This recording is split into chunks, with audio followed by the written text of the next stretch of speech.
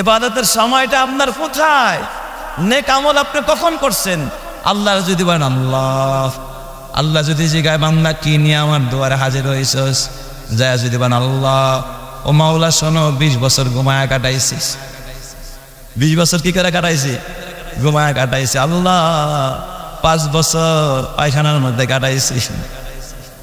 আল্লাহ 10 বছর বউ বাচ্চা নিয়ে কাটাইলাম, আর 5টা বছর মার্কার পিছনে নেতার পিছনে দৌড়াইলাম। রাগ করতেছেন আপনারা? এটা আমি বাস্তব বললাম না অবাস্তব? এরপরে মনে হয় কামাই রুজির জন্য দোকানদার ব্যবসা আর আপনাদের মনে হয় করা লাগে নাই, কথা কয় না? আল্লাহ দোকানদারি আর ব্যবসা বাণিজ্যের জন্য আরো 10 বছর কাটাইলাম। আল্লাহ বিয়া করার জন্য প্রেম প্রীতির জন্য 10 বছর কাটাইলাম। আল্লাহ আর্জেন্টিনার ব্রাজিলের ভালোবাসায় না হয় তারও 2 মাস কাটাইলাম। অন্তত আমি কমাই বললাম আল্লাহকে, বলতে আমার জন্য কিনে আসছে গোলাম, পাঠাইছিলাম তো আমার গোলামের জন্য, আমার জন্য তুই কিনে আসছস। তখন বান্দা আল্লাহ আদরি বলা ছাড়া কিছুই তার জবানে থাকবে না। কথা ঠিক না ব্যাঠিক জোরে কয়? তবে আমার বাবা খাঁটি ইমানদার যারা, তারা যে 20 বছর ঘুমাইছে, আল্লাহ পাক বলবে ফেরেশতারা আমার বান্দা যে 20 বছর ঘুমাইল, এই ঘুমটাও তার আমলনামায় ইবাদত লেখা দে। সুবহানাল্লাহ কোন সবাই? এই ঘুমটারে যদি আপনি ইবাদত বানাইতে চান, তাহলে 1 নম্বরের শর্ত হলো ঘুমটা ঘুমাইতে হবে তার বন্ধুর তরিকায়, নবী মুহাম্মদুর রাসূলুল্লাহর তরিকায়। যদি ঘুমাইতে পারেন, আপনার এই 20 বছরের ঘুমটাও হবে ইবাদত। জোরে কোন সুবহানাল্লাহ। যদি কার তরিকায় ঘুমাইতে পারেন? রাসূলের তরিকায়। কেউ যদি ঘুম যাওয়ার আগে ওযু বানায়, ঘুমের বিছনায় গিয়া যদি বলে আল্লাহুম্মা বিসমিকা আমুতু ওয়া আহইয়া, এশারের নামাজ পড়ছে, ওযু বানাইছে, খাওয়া দাওয়া শেষ কইরা তারপরে আল্লাহুম্মা বিসমিকা আমুতু ওয়া আহইয়া বলে ঘুমাইছে, এরপরে উইটা আমার ফজরের নামাজ পড়ছে, আমার আল্লাহ ডাক দেয় ফেরেশতারা আমার এই বান্দা সারা রাত নফল নামাজ পড়লে যেই সওয়াব হইতো, ওর আমল নামায় 20 বছরের ঘুম লিখবি না, ওর আমল নামায় 20 বছর নফল ইবাদতের সওয়াব লেখা দে। চিৎকার মেরে কন্না আল্লাহু আকবার।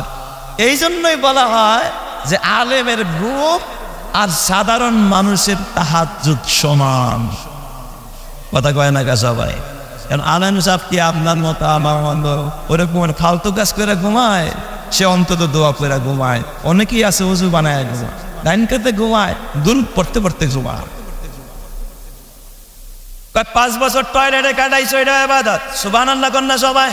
কোন আল্লাহর বান্দা যদি আল্লাহর কাছে বলে আল্লাহুম্মা ইন্নী আউযু বিকা মিনাল খুবুসি ওয়াল খাবায়েস, এই দোয়া পড়া টয়লেটে ঢুকছে, বের হয়ে কয় গুফরানাকা আলহামদুলিল্লাহিল্লাযী আযহাবা আন্নিল আযা ওয়া আফানি। দোয়া পড়া ঢুকছে, মাথা ডাইকা ঢুকছে, জুতা স্যান্ডেল পায়ে দিয়া ঢুকছে, আবার দোয়া পড়া বের হইছে। ফেরেশতারা জিজ্ঞাসা করবে আল্লাহ ওর আমল নামায় টয়লেট সারছে, এটা লিখবো না কি লিখবো?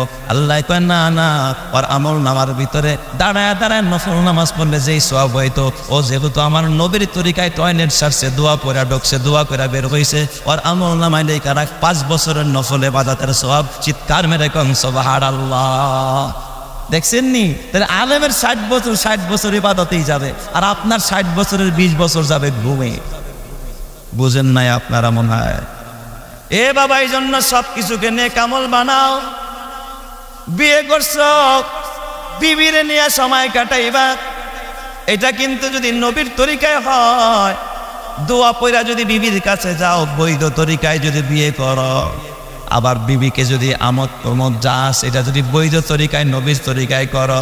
আমার নবীও বিয়ে করছেন, তুমি যদি মনে মনে বাবা আল্লাহ তোমার নবী যদি বিয়ে না করতো আমিও বিয়ে করতাম না, তোমার নবী যদি বিবিদেরকে আনন্দ ফুর্তি না দিত আমিও দিতাম না, আল্লাহ শুধু তোমার নবী করছে এই জন্য আমি করি। তোমার নবী বিবিদেরকে খুশি রাখছে, কারণ তোমার নবী বলেছে খায়রুকুম লি আহলিহি ওয়া আনা খায়রুকুম লি আহলি, তোমাদের ভিতরে শ্রেষ্ঠ পুরুষ তারা যারা তার বিবির কাছে ভালো, আমি মুহাম্মদ আমার সব বিবিদের বেলায় ভালো।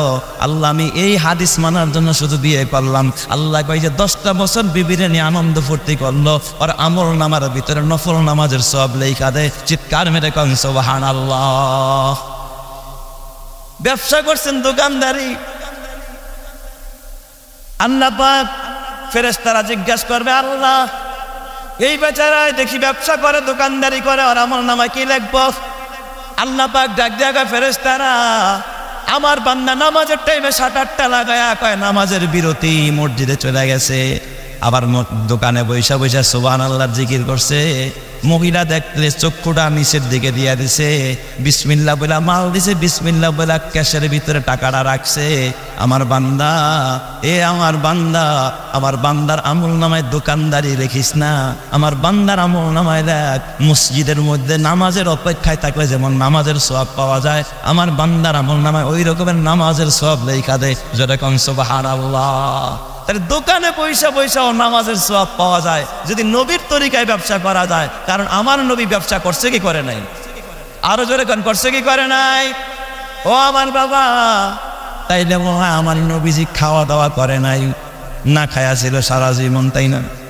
ভাই যে আপনি খাওয়া দাওয়ায় কাটাইলেন, 4 বেলা খাইলেন, 5 বেলা খাইলেন, আপনি যদি মনে মনে নিয়ত করেন আমি খাইতেছি, শক্তি বাড়ায় ইবাদত করো, আমার নবী খাইছে তাই আমি খাই, আপনি যদি এই নিয়ত করে খানা খাইতে পারেন, বিসমিল্লাহ বলে খাইতে পারেন, খানার শুরুতে দোয়া করতে পারেন, খানার শেষে যদি আলহামদুলিল্লাহ বলে শুকরিয়া আদায় করে খানার দোয়া পাঠ করতে পারেন, আমার রব্বুল আলামিন আপনি যত বড় মুরগি খান, পোলাও খান, কোরমা খাও, রোশ খাও, যা কিছু খাও, আল্লাহ পাকের কাছে ফেরেশতারা বলবে আল্লাহ এর আমল নামায় কি লেখ মুঝে খালি খাইতেই আছে, খালি খাইতেই আছে, যা পায় তাই খায়, একটা যদি পাই অনেক ধৈরা গাপুস গুপুস খাই, আল্লাহ গাপুস গুপুস খাওয়া লেখমু না কি লেখমু?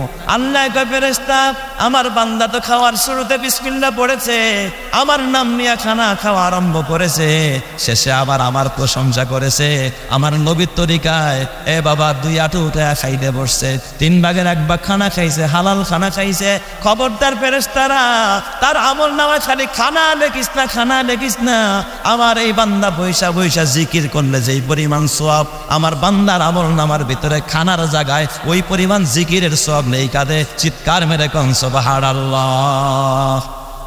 তাইলে আপনার জিন্দেগিতে আপনি যা করবেন তাই ইবাদত, তবে যদি নবীর তরিকা থাকে। কথা ঠিক না? ঠিক জোরে কর।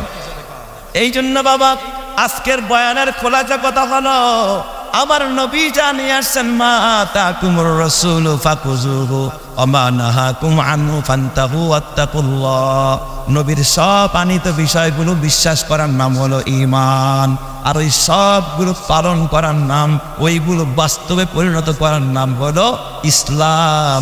যারা ঈমান আনছে তাদেরকে বলে মুমিন, আর যারা ইসলাম গ্রহণ করছে তাদেরকে বলে মুসলিম বা মুসলমান।